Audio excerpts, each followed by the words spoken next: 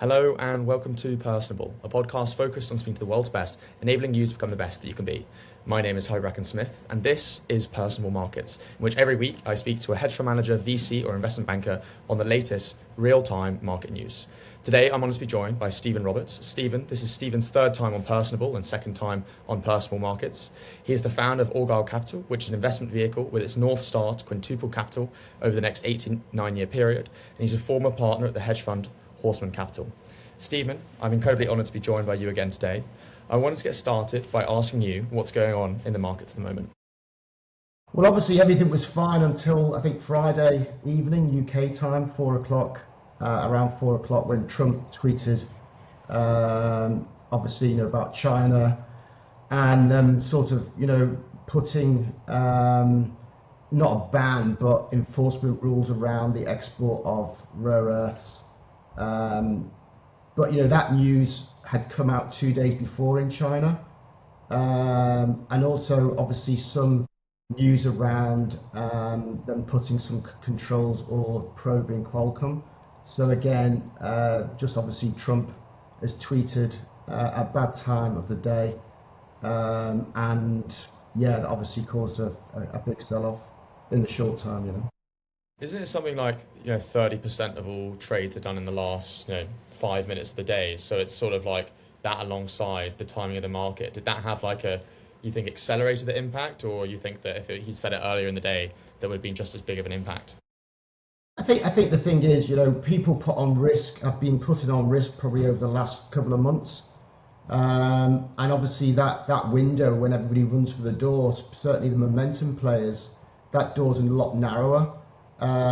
So obviously, given the timing on Friday, that door is certainly shut more tight, I would say, compared to say at the beginning of the day. So it can have obviously disproportionate effects on prices in the short term.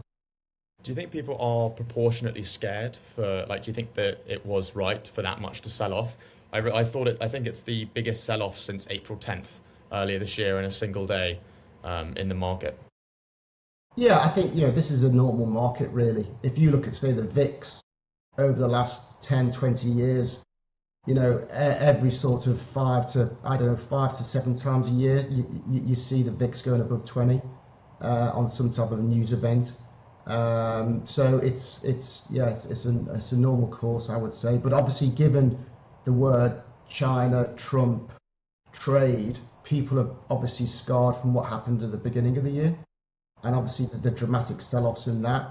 Now, I'm not saying you can't get to that. What I'm saying is the wording and the algos around those words were only going to cause people who play momentum to risk manage. I saw a stat that China have 90% of the rare earths processing through China, and the US have a large stockpile of rare earths, but they don't have as good processing of it. What do you think the US will aim to do moving forward in terms of to increase its processing of rare earths as they seek to try and expand on electric vehicles and dominate in AI? Well, ultimately, we've now got the two big negotiation. These two tactics. It's chips and it's rare earths. Obviously China needs the high-end chips and America needs the rare earths. So really, both parties, China is going to invest much more into obviously high-end chips and taking on Nvidia, and obviously the US are going to develop technologies that circumvent the need to have these rare earths. But these things can take many years, but obviously that's what's going to happen. There will be substitution and there'll be workarounds around this. There'll be new mines opened up, there'll be different trade deals, but ultimately these are the two pinch points. We spoke last time about, with gold reaching such heights that you should actually go about looking and investing in gold miners, because they're the ones that, as the gold price has gone up, they're now open a lot of old mines to be able to make money that way. And I want to go on to gold a bit later.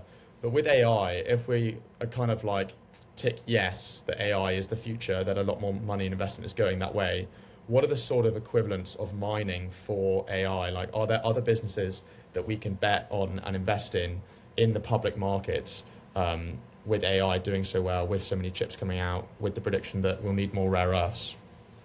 Well, I'm playing copper directly through the futures. That's one way of doing it. But also you've obviously got all the big copper businesses You've got obviously the big, the big businesses like Glencore, Barrick Mining, all these businesses, the very, very big businesses, and they're going to see tailwinds from obviously a bull market in commodities.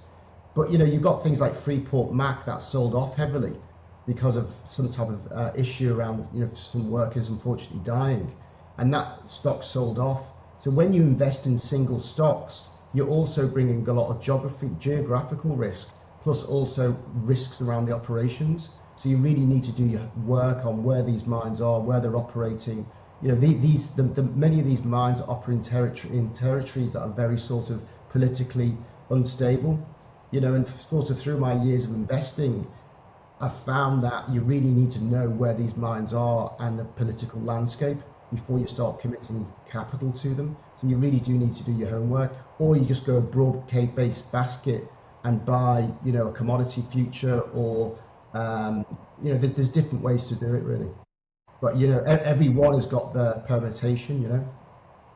I was chatting to a guy called Louis Vincent Garve in a podcast I was talking to just before, that's now done really well. It's on 30,000 views, my markets podcast from 2 weeks ago. Oh, And he sort of positions himself, thank you, he positions himself as sort of an expert on China. It's his business called GavCal is, very focused on China. And we were talking about AI, and he was essentially saying that the thing that will push China ahead of the USA is that China have double the electric power of the USA. And so he says that when they'll go about getting all of these computing capacities, those that have more electricity will go about and win. Would you agree or disagree with that statement? And what do you think the US can do to compete with China on AI? Do you think it's simply just computing power? Do you think it's how advanced the models are? What do you think will be the differentiating factor that enables the US to compete? Well, as we've seen in Europe, power costs are definitely an issue. Ukraine war has obviously shown the weaknesses in the power transmission networks and how we source energy. And China is going to be probably the cheapest producer of electricity as far as big developed market. Now, if you've got an economy that can produce the cheapest electricity, then you're probably ahead of the pack. So, but have Chinese got the expertise? I would say they probably have. They probably are slightly behind on AI as far as the chips and what have you. But you just can't back against them. I think they'll be. I think they're much further ahead than what I would say us in the more developed world think. I don't know if that answers the question, but ultimately the lowest energy producers, cost energy producers, will be very difficult to compete against. I want to ask more broadly about the Magnificent Seven, because in the past, if we've spoken about, is that there was, earlier in the year when we spoke, we should sort of diversify away from the Mag 7 because, there was too much of the S&P value was tied up in the Mag 7. But looking at companies like Apple, for example, where their AirPods alone are bringing in billions of dollars a year, these businesses have gone from sort of singularities to you've got AirPods, iPhones, MacBooks, etc., etc.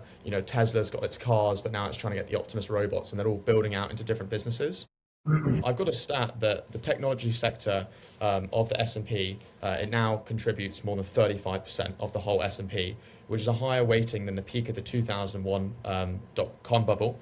And the top 10 companies alone account for more than 40% of the entire index. Alongside that, AI-focused stocks have driven an estimated 75% of the S&P 500's total return since late 2022. Okay. Do you think that there is a risk that, this is becoming a bubble and we're too focused on the Mag 7 businesses in America? Or do you think that because these businesses are going into so many different things that, that it's just going to be a new path moving forward and it doesn't matter? Well, it's all basically backed by earnings. So if you look at, say, Meta, for example, they were making 30 billion of operating income in 2020. So 30 billion. The forecast to make nearly 90 billion in 2026. So it's 3x the earnings. So therefore, if you look at Microsoft, for example, in 2020, Microsoft was making operating profits of 83 billion, whereas in 2026, 2027, they're going to be making 170 billion. Okay, so Yeah. this is backed by earnings. Now, bubbles are when you've got massive price appreciation that ultimately aren't backed by numbers. The problem is with not a problem. This is basically a backed up by earnings. So, even Apple's operating income in 2020 was 66 billion. They're going to make around 135 billion this year. So if you look at it like that, then the share prices, yeah, there's been a bit of expansion of PE, but also bond markets have rallied and the yield curve, as an interest rates are being cut, so which has acted as a counterbalance. So therefore, you can argue that it's not a bubble. Do you think that we've spoken about this in the past, that if you look at any decade, the top 10 companies in the world by market cap, they might last, might be one or two that last among 2 decades, but over time they sort of change out. Do you think that these Mag 7 are kind of too big to fail, and we're going to look in 20, 30 years and these same companies will also be there? Yeah, I think that, if you look at, say, the oil and gas sector, it's been very dominant since, the evolution of the motor car and what have you. You can say that's been around in, 3 or 4 generations. I would say this is a multi-generational theme. I can't see, in 10, 20 years time, people not having an iPhone. Okay, they might have Meta glasses and what have you, but ultimately that phone, okay, it's going to morph, but ultimately I think it's part of our lives. And I can see that for certainly my lifetime. Something that Warren Buffett has been talking about for a long time is that unless you're a sophisticated investor, you should just invest in the S&P 500. But it seems that, even a lot of sophisticated investors, I think like 60% of hedge funds fail within 5 years. So even though those people seem to fail over time. But I think what becomes a risk, even from an emotional standpoint, is that so much money, I mean, even as I just said, 40% of the earnings are coming from those top tech stocks. Do you think that there's any threat that, in terms of pure human leadership and decision making, that there is a threat that 7 companies in the largest economy in the world have so much impact and so much power that there is a risk that they don't succeed? I mean, even like Apple, there's reports that Tim Cook is going to retire soon and Apple's going to get a completely new leadership. So unless they have some form of incredible figure to keep it going, there is a risk that from a pure leadership standpoint, that they're not able to keep up the momentum? Or do you think that these businesses are so powerful that the people running them, it doesn't really make too much of an impact? I find most people in life find reasons not to do something. So the biggest risk people make is not being part of this.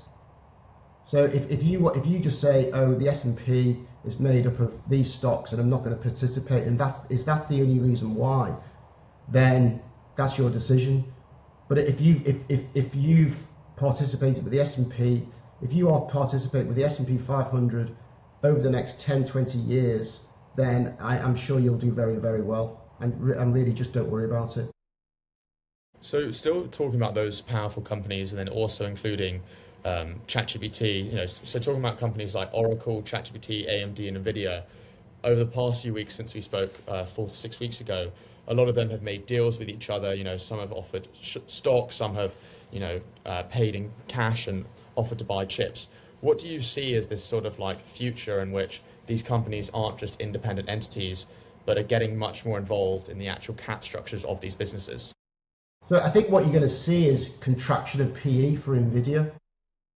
So therefore their earnings make up now, okay, it's not a massive portion of their total revenue, but as far as the leverage on their earnings, will you pay a higher PE for those deals or a lower PE?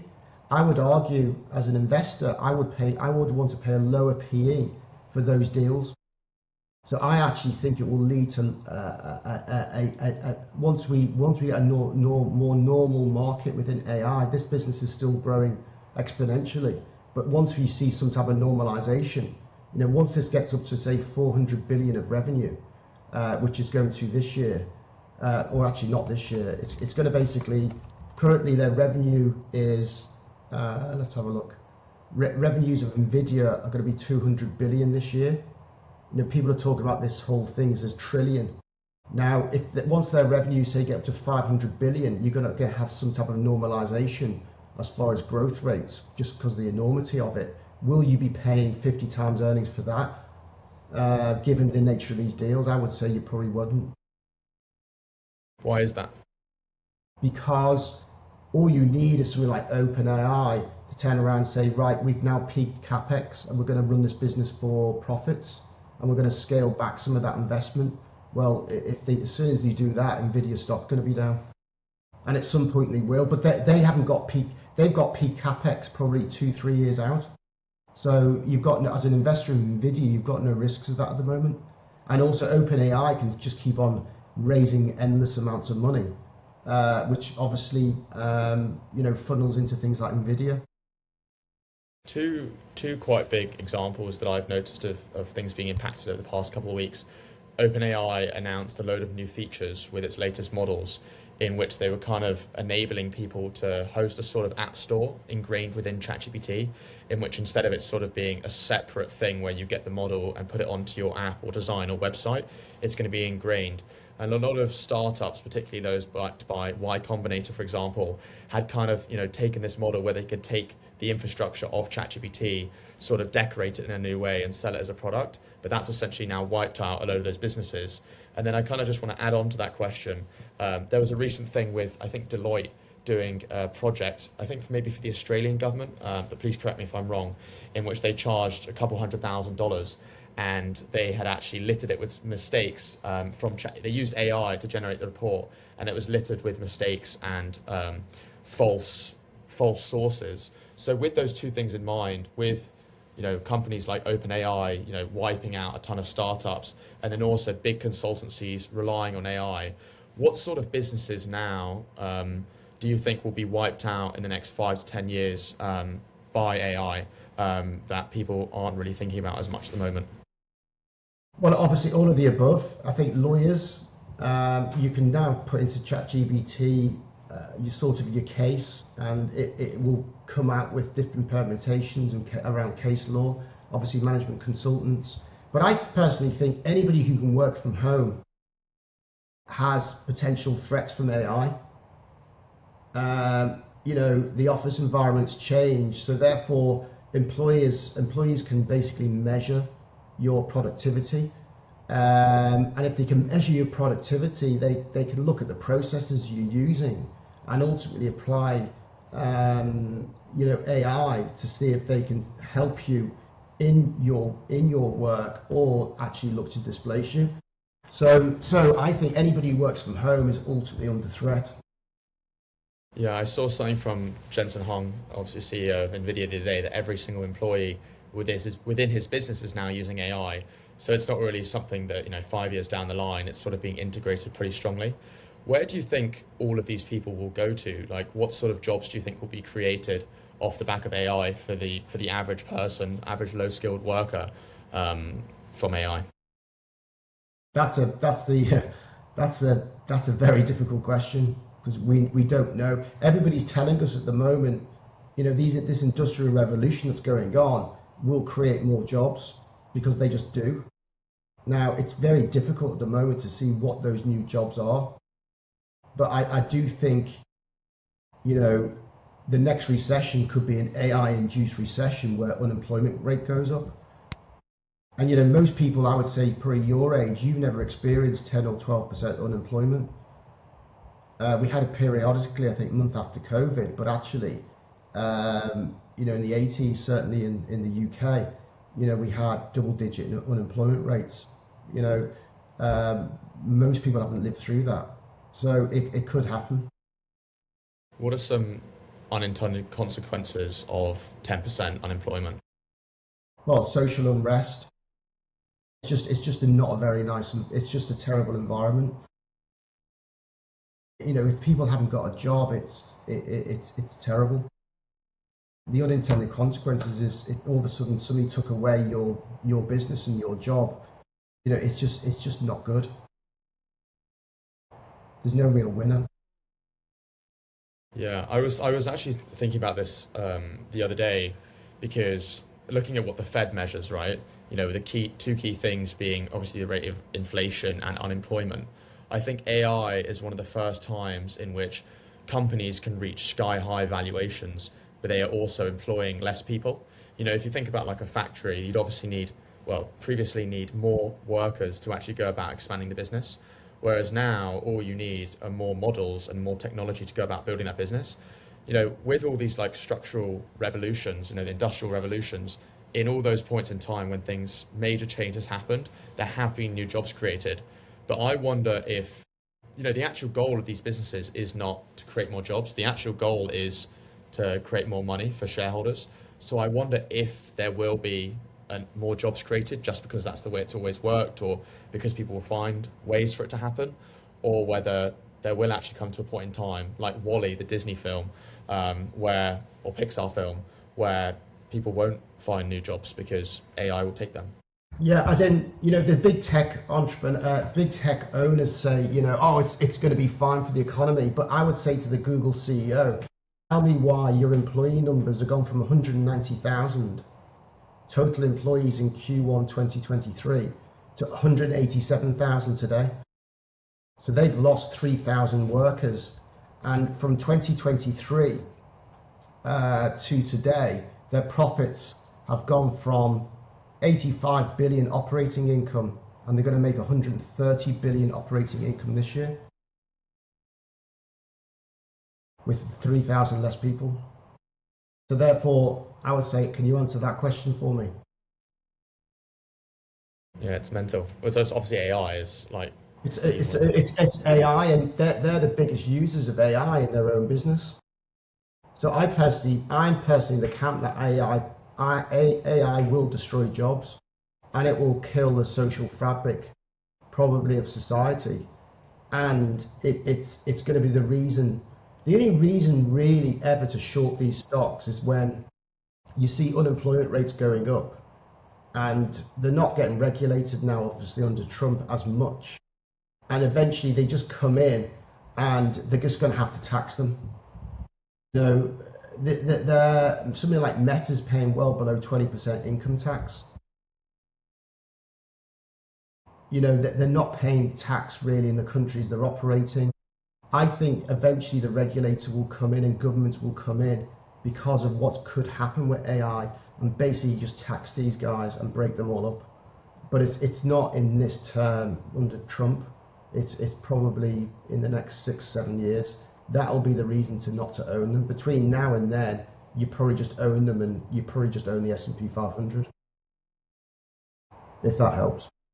Yeah, it's going to be to be honest. I mean, there is also the argument to say that I doubt a lot of people knew what sort of jobs would be created with the industrial revolution and then the technological revolution, and after the dot-com bubble. So there is an extent to which there could be new jobs created, but I think I'm in the same camp as you, that there will have to be some form of government intervention, because these businesses are becoming so efficient with so little workers that over time it will just become, they won't need people. Like I was watching a video on social media the other day, and it was like a robot on a store, and a guy had a virtual reality headset on, and he was essentially like controlling the robot to pick up things in the store and put them on shelves.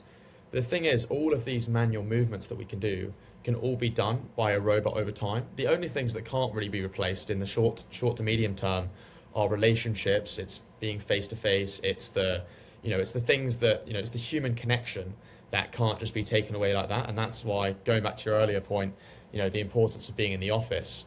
But I'm interested to see what happens with robots. And I actually think the social unrest point and unemployment, perhaps even bigger problems on what are the risks, rather than just simply the stocks themselves. Yeah, you have to remember, so Nvidia's got 36,000 employees. It's the biggest business in the world. So, if you look at it under that optic, 36,000 people have benefited from Nvidia if they're employee shareholders. And obviously the S&P 500 has benefited, and the Nasdaq 100 benefited. So if you own an index or you own shares in that, you've all benefited. But the broader society, has it benefited? I would say probably not anywhere near the scale of equity owners and employees. So at some point, the worm will turn. What do you make of the creator economy in terms of like people posting on social media, a decline in the overall amount of more traditional TV shows and late night television, an increase to the likes of Mr. Beast, Instagram, celebrities, influencers, increased democratization of individual business owners creating content on social media rather than just CNBC, BBC, etc. creating content? I think it's fantastic. We've now got, when I grew up, we had like 3 or 4 channels. Now it's just incredible. I just think content, you can learn so much. You can use YouTube to learn. There's a whole globalization in content, and people now in Africa or wherever it is in the world can access these things. So I just think it's fantastic. I'm all for it. I actually think, going against the earlier point with regard to AI wiping out a lot of jobs, I actually think social media is going to be a big cause for new jobs. I saw there's a big group in the UK, they're called the Sidemen. One of the leading guys is called KSI, who's basically become like a boxer, and he's also become a musician. And I saw a video the other day that their main YouTube channel, they have 600 people working behind the scenes, because all of the people that were traditionally on cable television, they would only go to certain areas and regions. Nowadays, with an increase in phone time usage, as well as the different countries in the world accessing YouTube and all these social media networks, rise in the internet, etc., it's just going to keep growing and growing and growing.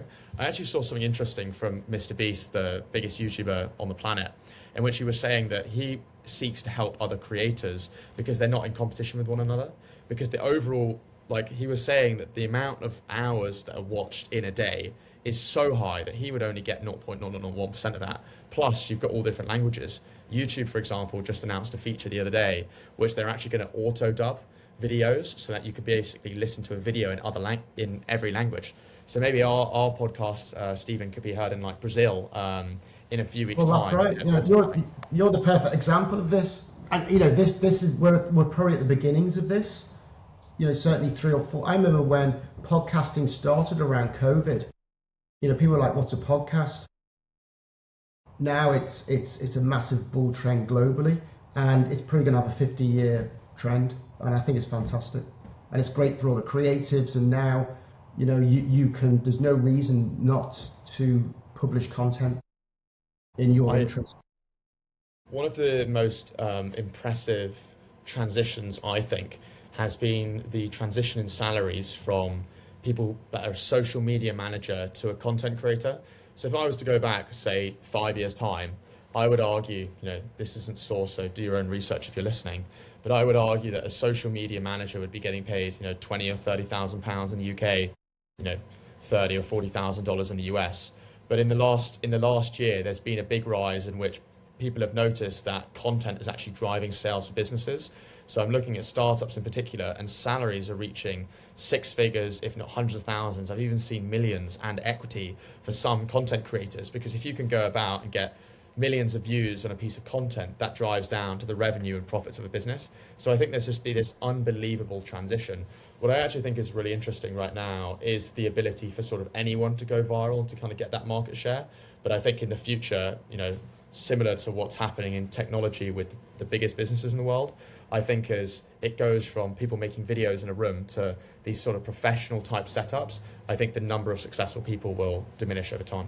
Yeah, and back to the stock market, you can buy the market cap of Spotify is 142 billion. I think in the next 10 years that'll be $1 trillion. 142 billion sounds like a lot of money, and you have to pay 100 times earnings. I don't own this in my fund, but if it sells off, I probably will buy it. It did get ahead of itself, but ultimately this is like this is like a water company. This is the thing where everybody's going to put this content it's certainly going to be a big beneficiary. Now, going back to the S&P 500, or do you own a NASDAQ tracker? It's got businesses like this in that could still go up 7x quite easily, because the last thing people are going to do is switch off their subscription to Spotify, and you can guarantee Spotify is going to put prices above inflation. So it's the true inflation hedge. I think something that people have forgotten about AI is it's not just we talked about like the firepower in terms of the actual databases and how you manipulate the information that's already out there, what you do with it, and et cetera, et cetera, et cetera. But something that's I think is really key is who actually owns the information. So, for example, banks aren't just going to be wiped out by AI because they own all the transactions and the data points on the individual customers. Google, for example, led to a reduction in the stock price of Reddit by 15% last week, because when you go and search for something on Google, it would basically, you'd search up, Stephen Roberts, for example, and 100 search things would come up, 100 websites would come up. But now the search parameters have dropped to only 15, that when you search something up, which basically restricts the number of websites that an LLM can access, which led to a reduction in citations of Reddit, for example, leading to a reduction in the use of the stock price. And I mention that point because Spotify, as you mentioned, they have access to all of the podcasts, all of the music that's listed on there. Apple have access to all of the content being posted on Apple TV as well as Apple Music. And Google own YouTube, obviously, which has all of these like billions and billions of content posted on the platform. So it's not just going to be who can manipulate the information the best, but also who actually owns the information. And I think that's going to be a really interesting transition. And I think Google last week, when they dropped the number of index parameters, as it's called, from 100 to 15, has kind of hit the first domino in businesses having more ownership over their data. So who's going to benefit from that? Well, Google, first of all. It stops businesses like Reddit doing as well. I think banks will do very well. I think as banks can figure out some way to interact with like ChatGPT, for example, when they start to like integrate that, I think any business that owns data that can't be accessed for free on the internet will do very well. Yeah, I personally think banks could have PE expansion because of the amount of data they've got on you. And I personally think that industry could be the biggest beneficiary of AI. No doubt in my mind. JP Morgan all of a sudden can just mine this data. The value of that data is incredible. So yeah, I think it's important. When you're thinking about AI, it's it will destroy businesses. To your point. Like Reddit, I'm not going to say it's going to destroy Reddit, but I'm just saying as an investor now, you have to be aware of the effects of AI on your investment. Yeah, I think something that is really important to know about AI is that it's obviously only based off past information. Like even in terms of creating new information, they haven't figured out that super intelligence yet. So it's sort of just different variations of past information. So I think in any sort of business that you can create that has ownership over information, I think like some good business idea, for example, would be to go and get like 1,000 businesses in the UK, like what a lot of, so going back a step, what some agencies did like 10 years ago, for example, or 10 or 20 years ago, when the internet was first coming about, is that they go to small businesses. So for example, a hair salon, nail salon, a restaurant, for example, and they would get the restaurant to pay them to put them on the internet. I think something similar, and I don't know how would exactly look, would be to get the data, basically to pay businesses for their data, and that when the likes of ChatGPT become more ingrained into smaller businesses throughout the UK, the US, etc., if you can create a business which has an agreement to pay businesses for their data and information, bigger LLMs like ChatGPT and like Google, for example, will actually have to go about and pay for that data, because at the moment, ChatGPT can only scrape data, as I said, from Google, from social media sites, but it can't hack through passwords in company accounts. So I actually think whoever owns the data, as I pointed to before, will do really well. So that could be a good business idea for anyone listening. Okay. We also saw the biggest leverage buyout of all time a week or so ago, with EA Sports being bought out for 55 billion by Silver Lake, I think Affinity by Jared Kushner, and also largely backed by the Saudi Arabia Investment Fund. Saudi Arabia obviously also own Live Golf. It's often been known as more sports washing in order to cover up their other activities. But the Saudi government has had so much power on the back of all of its oil. Do you think we're going to see more countries like the US, like the UK, start to build up their own investment portfolios over time? Do you think it would be smart for them to? And what do you sort of see as this sort of, impact moving forward that Saudi has gone about doing? I think that's a tough question. Looking at the governments in the Western world haven't got any money. So I don't know where they're going to get this money from. And historically, certainly the Saudis and Middle East investors have been terrible investors. So, I look at shareholdings lists and I see if some of the big Saudi businesses are invested in it, it's usually a disaster. So they're just not. Why is that? Was there any is there a particular number you can point they to? do things like, for strategic reasons, or they make investments all for the wrong reasons. Yeah, it's more for their overall vision and other things. Their overall vision that never transpires. So, if I see them there, then it's a big red flag. Yeah, they're terrible investors. Interesting. I didn't know that.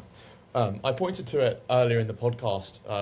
Gold has obviously been soaring, now reached $4,000. Do you think that this is just going to continue going up over time? Is it like Bitcoin, just going to keep reaching new and new insane levels? What's the future for gold? Well, I think there's why is gold going up? Well, if you look at, say, Chinese foreign exchange reserves of, say, treasuries, they haven't gone up, and this is all obviously post-Russia and what have you. They still, despite having a current account surplus of 500 billion, they haven't been increasing holdings of treasuries. So therefore, what are these surplus countries doing with their reserves? The likelihood is they're buying probably more gold. Now, is that trend going to change? Well, on the basis of what Donald Trump did on Friday, he's not wooing foreigners to buy his bonds, because he can, on one tweet, sort of ruin relationships. So I'm sort of in the camp that any government is going to probably buy more gold, and the more it goes up, the likelihood is the probably more they're going to buy. So that is effect.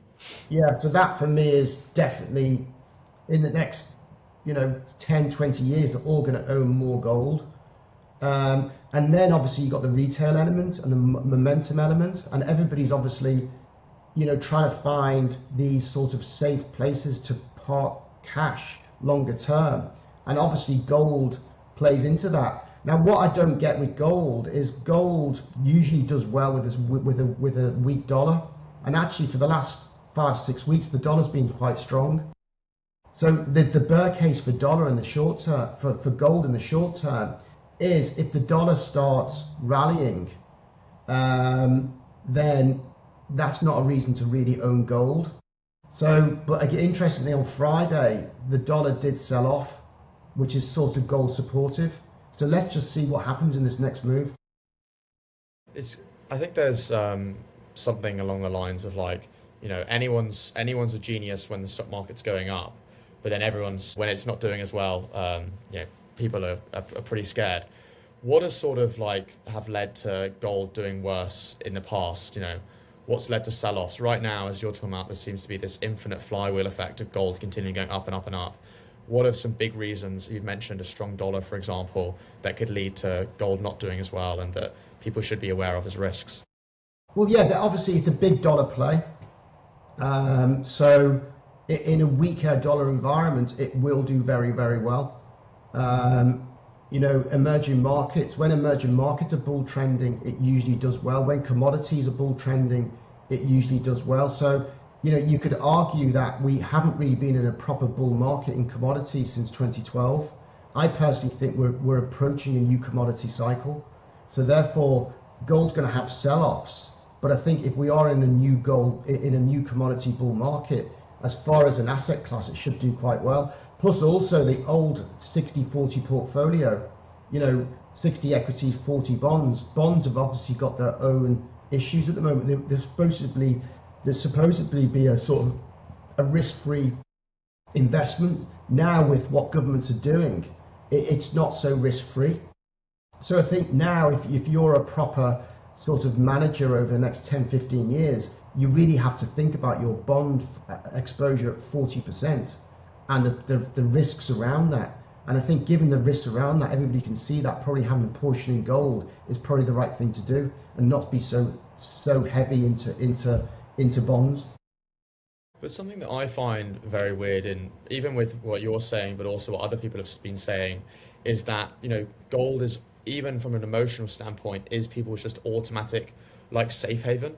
Like if I told you some stock had gone up by some exorbitant amount within a few years, your first question would probably be like, what's supporting these new measures? Will it go back down? But it almost seems that the automatic reaction for people is gold just is safe. Gold is what we're going to have to do. Bonds are going out. Like, is there not any worry that gold could go back down in the future, or is I think what I'm saying, what I'm saying, Harvey, is it's part of a broader portfolio. So I get that. Most people allocate money. Okay, you got momentum guys and girls punting gold and momentum of gold. But as far as portfolio management, I can see at the end of this year, an investment committee saying we've increased our allocation of gold in our portfolio from 0.5% to 5%, and that's what we're going to do long term. I can see those conversations. Whereas I would say 2 years ago, everybody was underweight gold and they may have had 20, 30, 40 basis points in gold. I'm saying as far as the future, they're all going to have a Why was that? Why were people more? I'm just trying to basically discover. Because we had a bond bull market. Now, if you think we're going to have a bond bear market, which some people think we are, then you need to not have as many bonds. And if you want to effectively manage money, you probably will need to have more of an allocation to gold in a bond bull market, in a bond bear market. This is the second time that I'll quote that podcast that I did 2 weeks ago, in which I had Louis on, and the final thing that he said is that, he didn't let me ask any questions after it. He literally just said that he thinks that, he didn't say stocks or bonds, whatever, but he just said he thinks we're going to go into a 20-year bear market. What do you think that he was talking about there? In what, sorry? He just said, I asked him like any final takeaways, and he said that he thinks we're going to go into a 20-year bear market. Do you think that he's more talking about bonds there? This is completely taken out of context, of course, but do you see that this bond, what's going on with bonds could last for 20 years? Do you see that they're, in the wider markets, more bull trend or bear trend? Do you think he was just kind of making some rogue prediction? I know this is all out of context, but I just wanted to see if any of that thinking aligned.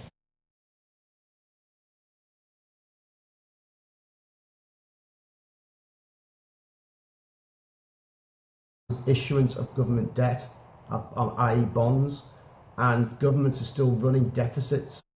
The US is still running a deficit, but they also have to keep their balance sheet alive. They have to keep on, this debt's maturing constantly, so they have to keep on issuing it. Plus also they got their own expenditure and they have to issue even more. Now I think probably what he's saying is because of the issuance of bonds and these governments who are overspending, the long end of the bond curve is probably going to stay, pretty much in a steepener. So under that scenario, then I buy into what he's saying. And what's the end result for the governments? Like, will the US fail in 20, 30 years? Will they be able to pay off their debt? Like, what do you think will be the end result of all of this government debt? That they'll come into corporates first and tax them all. The governments won't go back. America won't go bust. Okay, so if you look at their balance sheet, their gold reserves, what they can do, they could just, people forget in, I think it was 2010, 2011, if you had money in Cyprus above a certain number, the government basically took 25% of your deposits off you. Okay, so the US government will not go bust. What they will do is they'll come in and just tax corporates. They've got the money. It's just a case of it's not politically acceptable to do that at the moment. So, at some point, treasuries could sell off a lot, but they're not going to go bust. So you see that in either the next election cycle or the one after that, this will happen, or are we talking more like 15, 20 years away? Well, they say basically 2033 to 2035. The interest paid and all the social security and retirement ages and all the demographics, it all looks pretty horrible if the economies don't grow. Now, what can happen is ultimately the Fed and obviously Trump want to run a hotter economy. They want to get GDP going. And basically, if you've got growth, then your debts aren't so much of a problem. It's when you haven't got growth. So therefore, as an investor, you know that central banks are going to be wanting to cut short-term rates. And that's why the stock market's going up. The stock market's going up because everybody's looking forward, going, they need to keep these economies going. Now, if all of a sudden we go into a deflationary economy and they cut rates and there's deflation and there's no growth, that's when the biggest risks will occur. But at the moment, we've got a stock market where we've got a bit of inflation, which is great, above trend, which is great for the governments. We've got a bit of growth, we've got a big AI revolution going on, and we've got corporates that, quite frankly, are making more and more money each year. So at the moment, you've just basically got a green light on risk assets. Yeah, I think as you point to that debt point, I think next year the debt repayments for the US are more than the amount that they spend on the US military. Just like, about. It's just kind of, I think it's just about. it's just But about, it's still if you're growing your economy and all these great businesses, Tesla, robots, and all this great AI and this big industrial revolution is causes the economies to start growing at 2-3%, and actually it proves to be slightly less deflation or inflationary, then the markets are going to melt up. Are there any other key macro risks right now that you think we should be aware of? There's always risks, but ultimately, we've talked a lot about AI, but actually that's where you're not making money in AI. I don't think I'm not making that much money, and I'm making money in commodities. I'm making money in emerging markets. I'm making money in parts of the European stock market that nobody's talking about. So AI for me I think what we're seeing is a broadening out of equity markets at the moment. And there's so many more interesting places to make money than AI. And I think we're going to see a broadening out of AI in that theme. Are there any particular, you mentioned some of them then, but more specific sectors, names or themes that you could share? Yeah, so things like Louis Vuitton look really interesting now. They've sold off quite a lot. Obviously, we've had a property correction in China, but ultimately these businesses do well under a stronger Chinese currency. It looks like Chinese economy's bottomed. Obviously, got some noise around tariffs and what have you, but ultimately, China, India, there's middle class, upper class are growing in double digits as far as wealth, and luxury goods, certainly European luxury goods, look really interesting thematically. As I say, they've sold off nicely, and it looks like they could have another run. So that's an area of the stock market I quite like. Another big area of the stock market I like is US listed house builders. So again, if you think rates are going to fall, interest rates are going to fall, and I think you see mortgage rates in the US fall below 6%, then these house builders look sort of very interesting in the US. You're not paying much above book value for them, and I think there could be a whole refi cycle in the US as mortgage rates fall below 6%. So again, I'm playing sort of lower interest rates and sort of lower the Fed cutting rates more aggressively through names like that, which look fantastic risk rewards. Have you heard of Kalshi? No. So I think we spoke about last time, we spoke about Flutter and DraftKings. Obviously, those being the betting companies, the two major betting companies in the US. So Kalshi got really famous in 2024 when the Supreme Court made it legal to bet on political elections, and Kalshi essentially was the ones doing that. So there's been this very interesting transition in the past year, year and a half, in which people like you and me, we can go, do we think that Donald Trump or Kamala Harris or Donald Trump or Joe Biden, or who do we think that will win the presidential election? But you can bet on something like that. You can bet on pretty much anything is their overall pitch, and the actual betting odds move as people bet, and they take like a small commission in the middle. But what's been really interesting, I still don't know, and I said this last week and I need to check, but there's been a really interesting loophole which has basically enabled them to offer betting for sports in the US under the age of 21, so I think like 18, but also in states where gambling is not currently legalized. So I think Flutter Entertainment stock has dropped by like 10 or 20% in the last couple of days. I'm sure DraftKings has done it really well as well. So I'd be interested in getting your thoughts on that. But that might be one to look into. Kalshi, K-A-L Yeah, I think SHI. yeah, when you talk about loopholes, and it does concern me. As in, I invest in businesses that I've got, I know the landscape, and things like this just underline that when you own these businesses, you really need to own them. You need to understand them. You need to know the environment they're operating in. You need to know the regulatory regime. This is where it's really important as an investor to know more about your business than, a lot of people buy equities, amazingly, and they do about 3 or 4 minutes worth of research and they buy the stock. I find that quite incredible. As they'll go and buy a car or a restaurant and they might research it for much longer. And actually, they're using their own wealth to buy these things. And it's astounding now the amount of information. I know people. I say, they go, I bought X share, what have you, what do you think? And I said, will you tell me what you think? And they just haven't even done the work, and they own it. It astounds me. I think it's because of ease. Well, it's just I think laziness. it's the ease of buying it. Like a car, you've got to do like all the papers and all those things. And it's also physically in front of you. But like a stock, it's just like you just press buy and you have it. Well, yeah, but if you don't do the work and it falls 20%, what do you do then? No, of course, but I think I'm thinking more just from a psychological point why Yeah, yeah. people do it. I just think people think it's easy money, whereas investing takes years. It's very long. You have to think. There's so many moving parts, and you have to think as an owner. What do you think will be so going back to the US quickly, what do you think Donald Trump will want out of his deal? I think he's supposed to meet with Xi Jinping later this month. What do you think he will want out of that deal there? And aside from that, like, what do you think will be the outcome of the US government shutdown? I don't know about the shutdown. It's a case of how long's a piece of string. I don't know. Obviously, hopefully that's resolved quickly.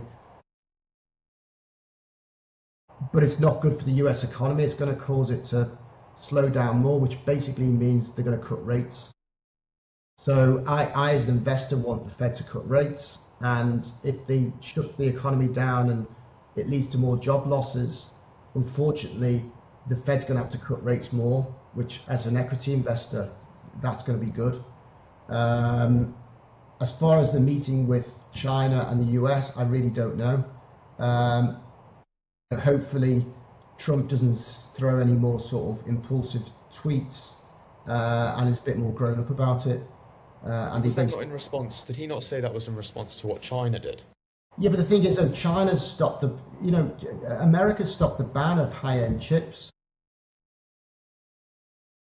into China. So why shouldn't the Chinese stop rare earths into US? This is just called bargaining chips.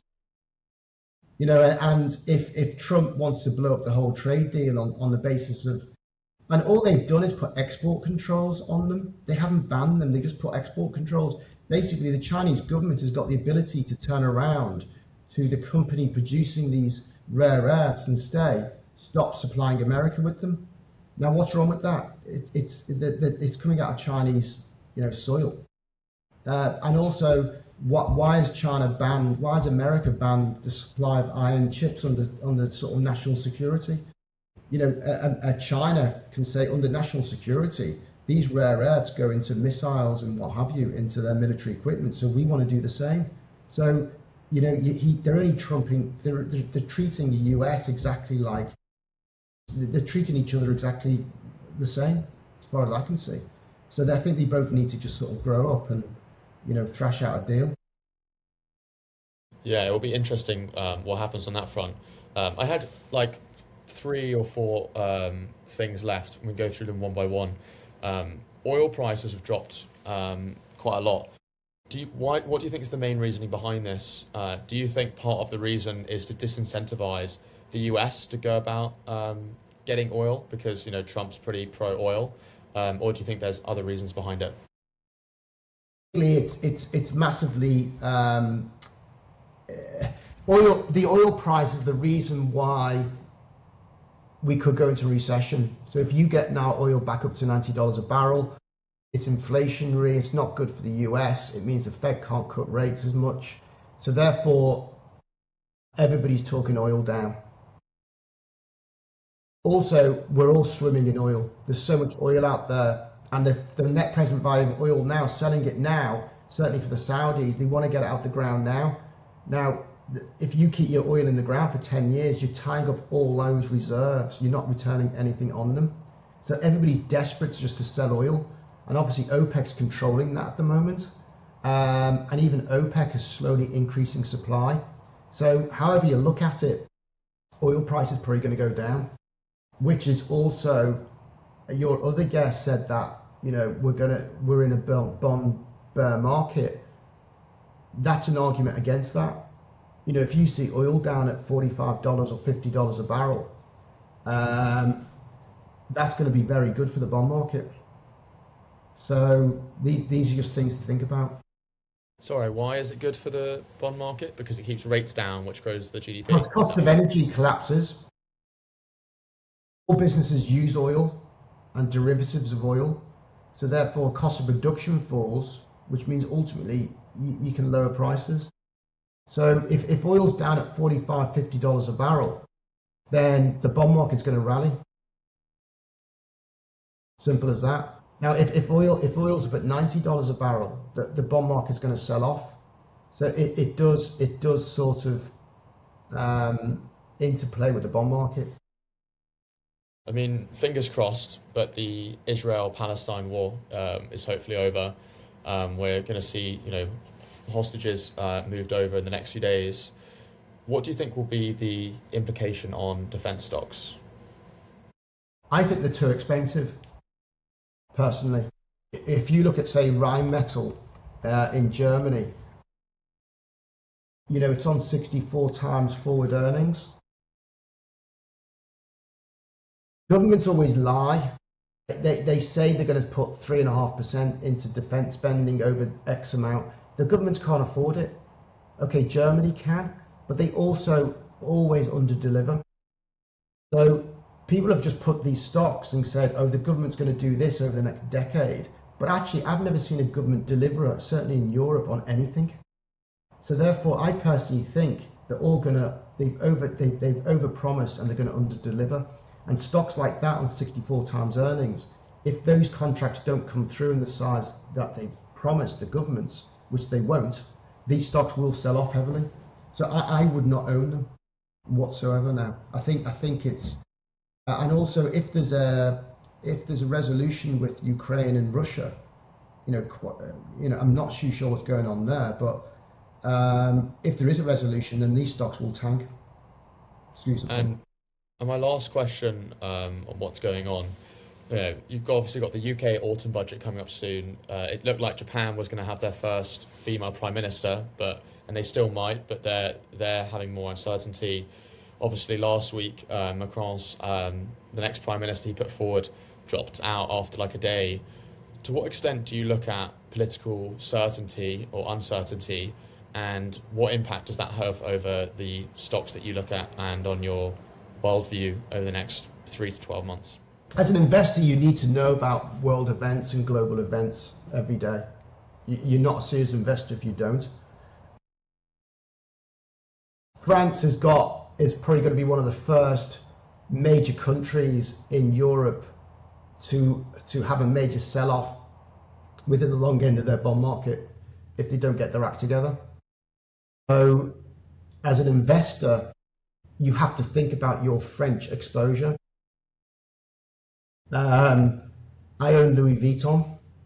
It is a concern, but actually most of their revenues are outside of France, but the French government could come in and tax them. So therefore, as an investor, you need to look at where your investments are, and France is much higher risk than what it was. As far as Japan, you basically got somebody coming into power potentially who's going to spend more money, so the stock market likes that. That's why the Nikkei was doing well. And what was the third one? And the last one was the UK. And the UK is just a basket case. Socialist governments want to promise everything, but unfortunately they can't afford it. And it's how you align your party, which is a party of, they want to spend lots of money. But the problem is, if you haven't got the money, they can't spend the money. So therefore, I think the front bench of politics are trying to be socialist, but actually they can't really afford to be socialist. And it's going to probably cause some type of unraveling in the Labour Party. And I think really if you're a Labour government and you've got such big deficits like the UK have got, when the Labour government got into power, they were dead men. It was dead men boots from day one. You can't be a socialist government when you're basically up to the max on a credit card. So they're going to basically be very in power for probably another 3 or 4 years, and then we probably won't see a Labour government for the next 25 years. It's crazy that you want to spend money but you don't have money. It's crazy that's like a thing that people have to wrap their head around. And lastly, you kind of touched on it a little bit before, but is there any topic or thing that I haven't mentioned that you think would be worth mentioning? No, I think ultimately stock markets are looking for globally for interest rates in the short term to be cut. The one thing you need to look at is we have got some dollar strength, which if you're a gold investor, that's not great. So let's just see how that plays out. And we've got this big geopolitical sort of, spat going on, and that could get messy before there's some type of resolution. But I don't think it's in either party's interest to then get to this point and tear up the trade deal. And I think hopefully in the next 6 weeks, we're going to get some type of normality and some type of view on how this looks. And I think that they're the biggest risks in the stock market at the moment. And final question. If you were looking at a 10-year time horizon between equities, bonds, gold, whatever you want to put in there, what percentage allocation would you put to each thing for the average investor? As I say, I think you buy Spotify probably.